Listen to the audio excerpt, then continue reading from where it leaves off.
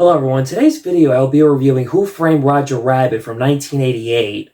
Who Framed Roger Rabbit was directed by Robert Zemeckis. Fresh off his success with Back to the Future, he directed this movie. The movie was produced by Frank Marshall and Robert Watts. The music was done by Alan Silvestri. Steven Spielberg was the executive producer of this movie. The movie stars Bob Hoskins, Christopher Lloyd, Joanna Cassidy, Kathleen Turner, and Charles Fletcher. The movie is based on a book, Who Censored Roger Rabbit, by Gary K. Wolfe. The movie was nominated for 7 Academy Awards and won 4 awards, winning Best Film Editing, Sound Effects, Visual Effects, and Special Achievement Award. The plot to Who Framed Roger Rabbit is about Eddie Valiant, who is a private detective. He hates cartoons because a toon killed his brother. When Roger Rabbit is accused of murder, he must put his difference aside of his dislike for toons to help Roger Rabbit prove he is innocent. The movie has elements to film noir. Jessica Rabbit is the female fatale, while almost identical. Doom is the main villain. Eddie is like the typical anti-hero in film noir movies like Sam Spade, the Maltese Falcon, Philip Marlowe from The Big Sleep, and Jake Gittes from Chinatown. That's one way of describing this movie. It's like Chinatown, but half animation, half live action, half kids and half adult movie. Eddie Valiant, played by Bob Hoskins, is a private detective who does a great job in this movie. Eddie hates and has a prejudice against cartoons because a toon killed his brother Teddy Valiant. A toon dropped a piano on him. Eddie struggles with alcoholism every day, dealing with the grief over the death of his brother. Before having a hatred towards toons, him and his brother used to love helping cartoons who were falsely accused of crimes they did not commit. Eddie learns to put his prejudice aside, do his best to prove Roger is innocent. With enough evidence, Eddie believes Roger was innocent and he did not kill Marvin Acme. He was hired by TV cartoon animation R.K. Maroon to spy on Marvin Acme. Eddie takes pictures of Marvin Acme and Jessica Rabbit were having an affair. People make fun of and insult Eddie. The guy at the bar deserved getting his face shoved with a hard-boiled egg in his mouth for being an insult. After Marvin Acme's murder, when him and his friend Lieutenant Santino investigate the crime scene, one guy with a mustache takes a punching hammer, showing everyone what he can do, and he says, "It didn't used to be Eddie Valiant. Ought to change your name to Jack Daniels. What a jerk." Makes me think Eddie wished he could have punched him in the face with that punching hammer bag. The monologue scene at the movie theater where Eddie explains to Roger why he has a dislike in the toons. It's one of my favorite monologue scenes in film history, right up there with Quinn's speech from Jaws. Eddie tells in a slow talk, shows how much anger he has for the toon that killed his brother. Eddie says that he broke his arm while his brother Eddie got the piano dropped on him. Despite Eddie's hatred toward toons, he seems to like and have respect for Betty Boop, I've noticed in this movie. The montage of Eddie coming back to his office after being paid by R.K. Maroon for the photos of Jessica and Acme. Eddie puts his hat on a falcon, a homage to the Maltese Falcon movie. It's one of my favorite movie montages in film history. We see Eddie looking at photos of when him and Dolores and his brother Teddy going on a nice vacation. He's smiling, thinking of the fun good time it was. Then he feels sad and sorry for how much he misses his brother, so much because of the bond they had. Then the camera slowly shows Eddie's history, where he came from, a family in the circus, showing newspapers of him and his brother being successful PIs, helping cartoons. The next shot is morning when Eddie sleeps on his desk, has an empty bottle in his hand, and fell asleep drunk. When he goes to the bar, the big giant gorilla monkey that looks like King Kong asks him the password. The password was, "Walt sent me," a reference to Walt Disney. When Roger is kidnapped by Jessica, he gets his special cartoon bullets for action. When he's about to take a drink, it's the moment he realizes why he drinks away his sorrows and depressed over his brother's death. From that moment on, he decides to swear off alcohol forever and stay sober. Eddie realizes all that drinking has not made him feel any better, and that it won't bring his brother back. When Eddie enters going to the Toontown, when he thinks Jessica Rabbit shot R.K. Maroon and kidnapped Roger, he runs into an ugly Jessica Rabbit that almost looks like her. I don't blame Eddie for rejecting her. I'm not one to judge, but this poor woman's version of Jessica Rabbit, not my type either. Toons gets him every time. When Eddie falls down a building, he wasn't smart to think Bugs Bunny was tricking him on a spare parachute. Ain't he a stinker? One of my favorite moments of the movie My two favorite cartoon characters sharing the same scene together, Bugs Bunny and Mickey Mouse. Fun fact, Bob Hoskins said his son would not talk to him for 2 weeks, being jealous that he got to work with Mickey Mouse and Bugs Bunny and not letting him come to visit the set at work. I guess his son at the time did not know the difference between fantasy and reality, as most kids don't. Harrison Ford was considered for the role of Eddie Valiant, but he was turned down because he was asking for too much money. As interesting that could have been, but honestly, Bob Hoskins is the character of Eddie Valiant. Roger Rabbit is a cartoon character who was falsely accused of a crime he did not commit. He asked Eddie to help him prove he is innocent. Roger Rabbit is funny, typical cartoon, clumsy, annoys Eddie comedically. Roger tries to make sure Eddie has a sense of humor again to gain his trust back in cartoons. I've noticed a lot of people either like or dislike Roger Rabbit, but for me, honestly, I like Roger Rabbit. That's just me. I never had a problem for him for some reason. I don't know why. After being accused of murder, it's funny how he is sleeping in Eddie's bedroom at his office. Eddie asks, how did he get to his office, and anyone knew where he was? And Roger says, he did not know where his office was. He asked the mailman, the bakery, where his office was. They did not know. But the liquor store guy, he knew. Roger gets heartbroken when he finds out Jessica had an affair with Marvin Acme. It seems like Roger can't tolerate alcohol. Anytime he takes a sip, he goes into full train explosion. Smart of Eddie to save his life when Doom almost came close to tipping Roger at the bar. It's funny when he and Eddie are handcuffed together, he impersonated Dick Tracy. Eddie Valiant, you're under arrest. When Eddie's cutting the handcuffs off, Roger gets his hand out, and this makes Eddie mad and angry that Roger could have just got his hand out of the handcuffs without a key or sawing the cuffs off. As a kid watching this movie, it made me wonder, was this a mockery or a tribute to Bugs Bunny? But that's not the case right here. Crazy how when this movie came out, Roger Rabbit did not reach the same level as Bugs Bunny, Mickey Mouse, or other classic cartoon characters. Despite Roger Rabbit's goofiness, he was a little bit heroic and brave when his wife was kidnapped for 5 minutes until the weasels dropped the bricks on him and he finally got stars, not birds. Stars! Ready when you are! Judge Doom, played by Christopher Lloyd, is the main villain of this movie. You all recognize Christopher Lloyd from Doc Brown from Back to the Future. His motive is to find Roger Rabbit and do justice on killing Roger Rabbit. His first scene is cold. He's like the Grim Reaper. His first scene is also bone-chilling. Everyone thought cartoons were invincible and no way to kill a toon, but Doom created a formula called the dip. He kills a shoe. It shows how sick, twisted, and evil he is. The weasels are a side henchman who he hires to find Roger Rabbit. If they laugh out loud, it's possible they will die of laughter, and eventually do thanks to Eddie's trick when he saves Roger and Jessica. When Doom is searching for Roger at the bar, the reward he offers is $500. That would be more in today's world. Then again, this was 1947. Expenses were different compared to today's modern world. A good friend of mine who I do reenactment lines for fun on this movie hates Roger Rabbit, and he jokes he would have turned him in for free. As a joke, I don't know, times are hard in today's modern world. I would have turned him in for more than $500. Angelo, the guy Eddie shoved the hard-boiled egg in his mouth earlier for being an insult to Eddie. Just when you think he was about to raid out Roger, he says, "Say hello, Harvey," being funny with Doom. That was a reference to the 1950 movie Harvey with Jimmy Stewart, who has an imaginary friend rabbit named Harvey. Doom gives him a creepy eyes look like a serial killer in a horror movie. Doom's vision and speech on destroying Toontown, when he says traffic jams will be a thing of the past, in a way, this is kind of a foreshadow to Back to the Future Part 2. Roads? Where we're going, we don't need roads. Anytime Doom and Eddie face off, I hate to say it, Doom is stronger than Eddie. One of the Monty Python actors were a possibility for Doom.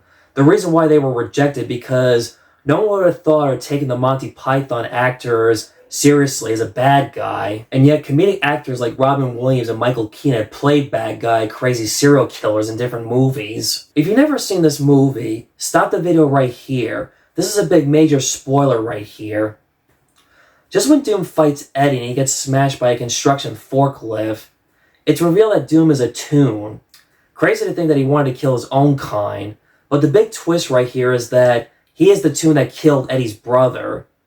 As a kid watching it, this had to be like one of the scariest and horrific things I ever saw as a little kid.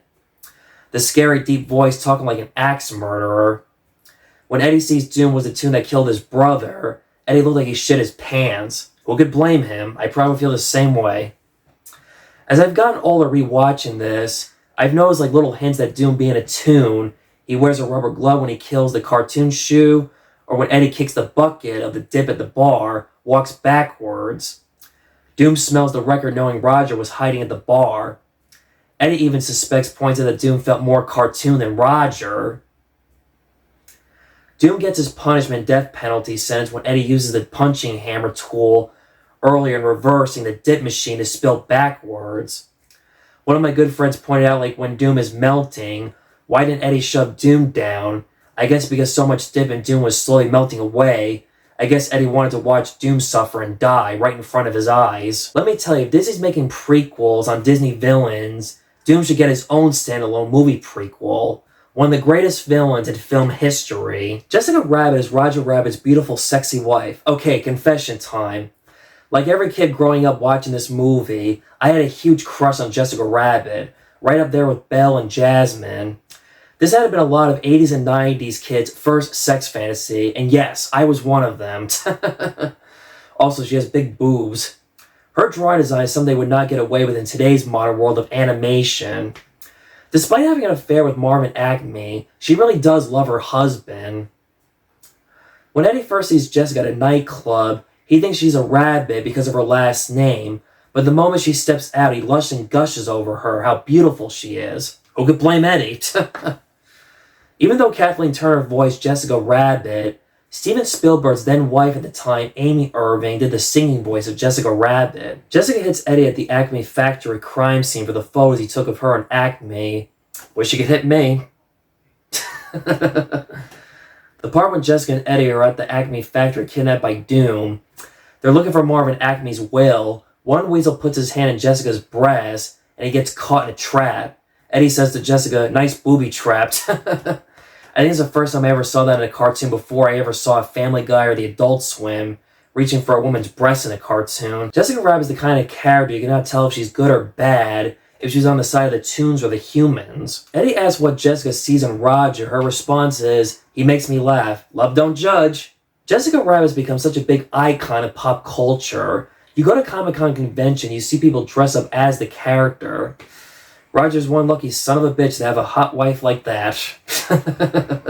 Baby Herman's not a typical baby in the cartoon shorts. He acts like a regular baby, but when he's not acting and not in character, he talks in a manly voice, smokes cigars, smacks a woman's behind. Despite being difficult on set, being a perfectionist, he does believe Roger was innocent and considers him a dear friend when they don't make cartoon shorts. In a way, you could point out that Baby Herman was the priest Stewie from Family Guy. R.K. Moreau was a dirtbag, greedy businessman who was trying to blackmail Marvin Acme. He bought Dumbo from Disney, and they worked for peanuts. When you think about it, his character was named after what Bugs Bunny would say in a lot of the Looney Tunes shorts. What a maroon! Marvin Acme is the owner of Toontown, a jolly, wacky, goofy guy who loves cartoons. Creator of the Hand Buzzer, our #1 bestseller. But he's a bit of a man whore when he has an affair with Jessica Rabbit. Benny the cab driver talks like a stereotypical taxi cab driver. He yells, honks his horn, tells everyone to get out of his way. Benny can be sarcastic when Roger asks if that's him. Comments on the Brooklyn Dodgers being bums.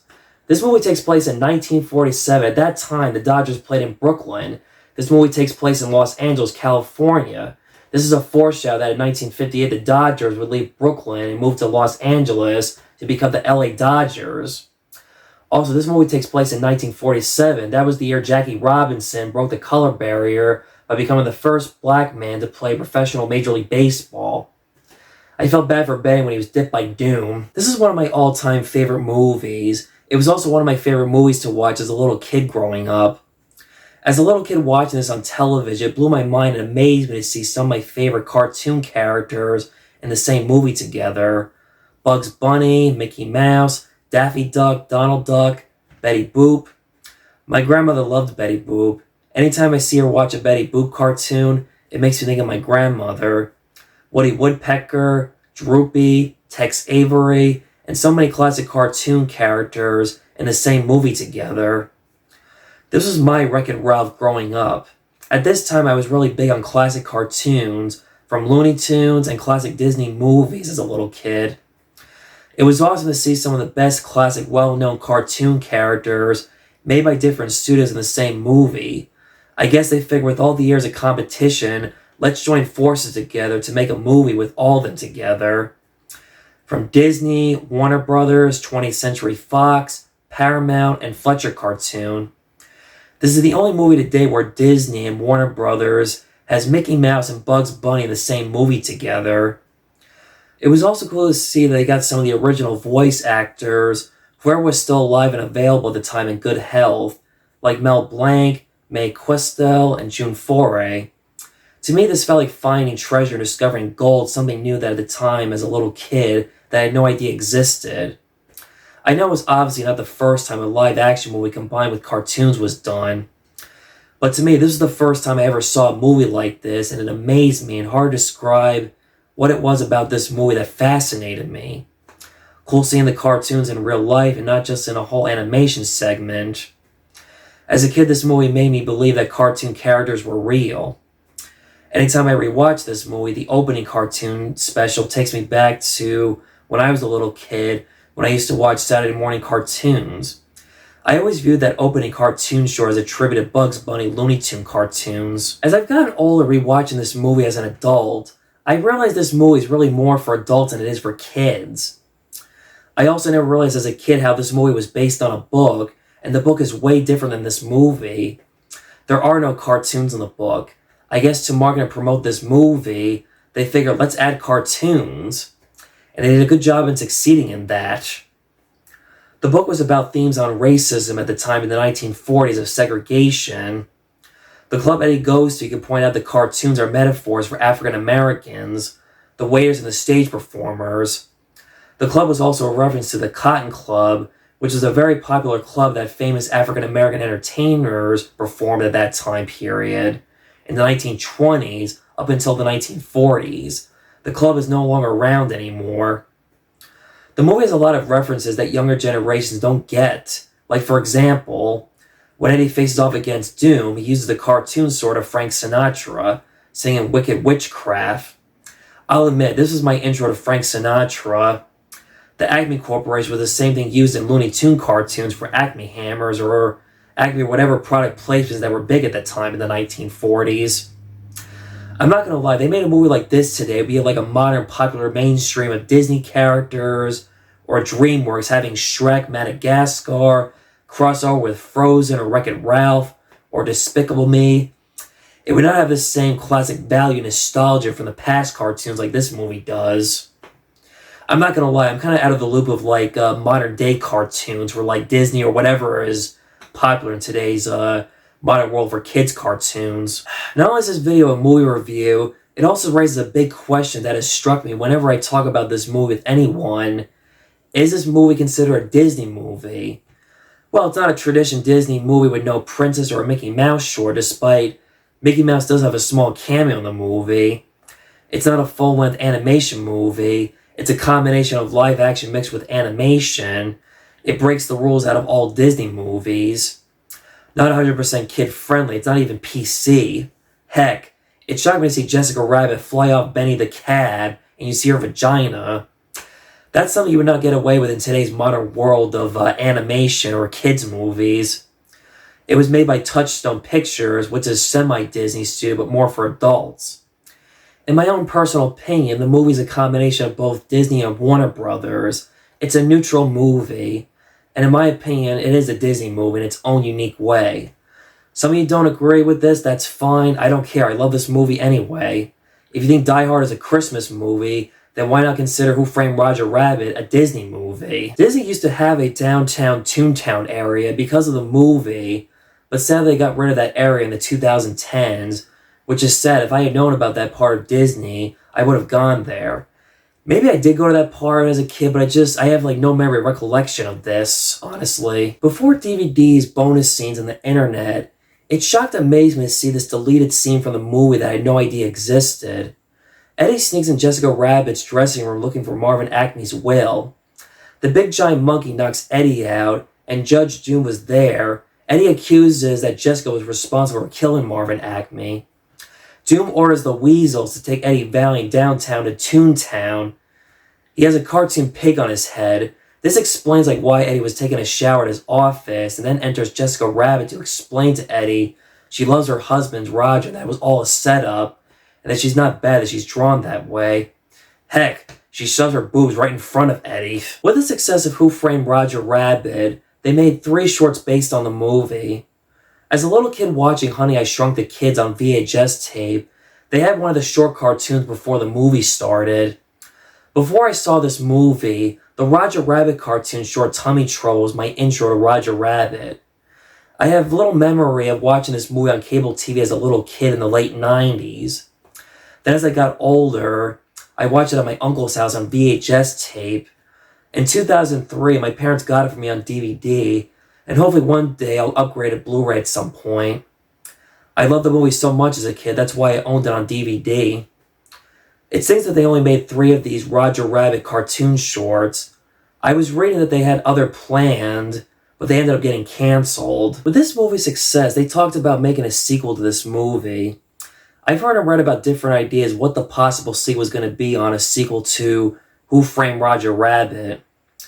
A young and unknown J.J. Abrams, long before his break in being a big name in Star Trek and Star Wars, he had written a sequel, but his idea was rejected. Spielberg wanted to direct the sequel, but it had lost interest throughout the years. His idea was to have it take place during World War II, and ironically, he later directed Schindler's List. Another idea for the sequel was going to be titled Who Discovered Roger Rabbit. They wanted to be set in the 1950s, CGI over Bob Hoskins' face to make him look younger. Robert Zemeckis said he is open-minded to make a sequel, but with the passing of Bob Hoskins in 2014, not sure if it's possible at this point, and recasting Eddie Valiant could not be done at this point in time. Bob Hoskins was the character. I feel like because of so many different cartoon characters owned by different studios and so many legal rights issues is the reason why they never made a sequel to Roger Rabbit. Anytime I rewatch this movie, part of me wishes for more if they had made sequels. At the same time, they would not even come close to topping this movie. Also, they would CGI the cartoon characters. It will not have the same nostalgia values without the hand-drawn cartoons. Zemeckis has said that he would want to do it the old-fashioned way, hand-drawn cartoons, but I don't think the studios would not allow it because film studios are so cheap. To me, the end of this movie is just happy, beautiful, and perfect. Eddie gets revenge on his brother's killer, Roger's proven innocent, and Eddie has gained his trust back to liking tunes again. Roger and Jessica have reconciled. Roger finds Marvin Acme's will and the tunes are safe in owning Toontown. Eddie has a sense of humor again. Jessica says to Roger, "Let's go home. I'll bake you a carrot cake. She can bake me one." Eddie walks with his girl Dolores into Toontown. It ends with Porky Pig saying his famous catchphrase, "Eh, blee, blee, blee, blee, that's all, folks." This is a movie I love so much I'll never get tired of rewatching it over and over again. I will watch this movie on more repeated viewings until the day I die. So that was my review of Who Framed Roger Rabbit. Like the video, subscribe, hit the notification bell to get the latest updates on my YouTube channel, and I will see you next time.